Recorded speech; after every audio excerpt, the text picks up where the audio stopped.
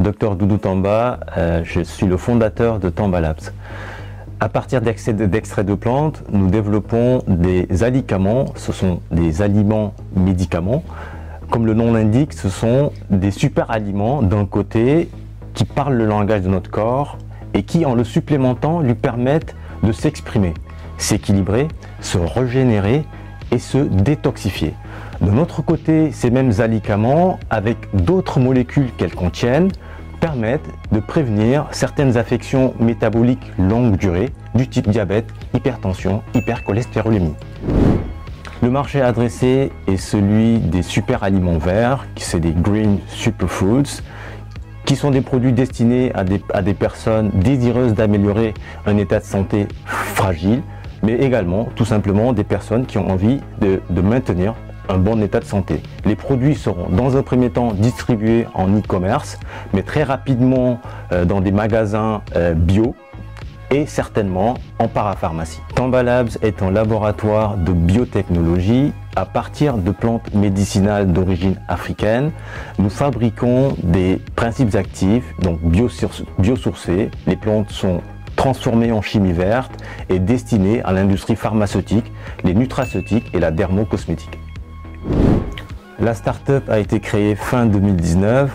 Elle est basée à la Technopole de l'Arbois à Aix-en-Provence et on a été récemment lauréat du Pass Africa, qui est un prix décerné par la présidence de la République française et qui est destiné aux entreprises à fort impact, à fort potentiel, avec des liens très forts avec l'Afrique.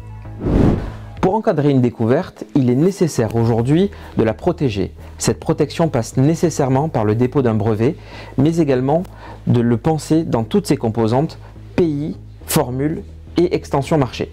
N'oubliez pas également de penser votre actif incorporel dans tous ses usages, y compris ceux qui pour l'instant ne sont pas votre usage premier.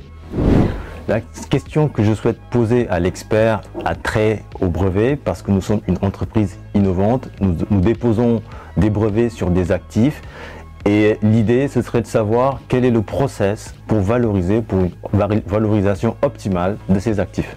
Alors, votre question est la suivante. Comment valoriser un brevet? Pour valoriser un brevet, il faut travailler sur plusieurs aspects. Le premier, c'est évidemment le marché. Où est-ce que mon produit va se situer? La zone géographique, mais également la concurrence et les débouchés B2B, B2C, B2B2C.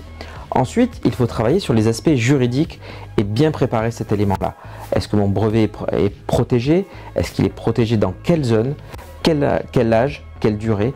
Tous les aspects juridiques sont évidemment essentiels. Et enfin, le dernier élément, mais qui sera l'élément qui permettra de déclencher la valeur ou la survaleur, c'est évidemment les données potentielles et le chiffre d'affaires généré potentiel de mon brevet.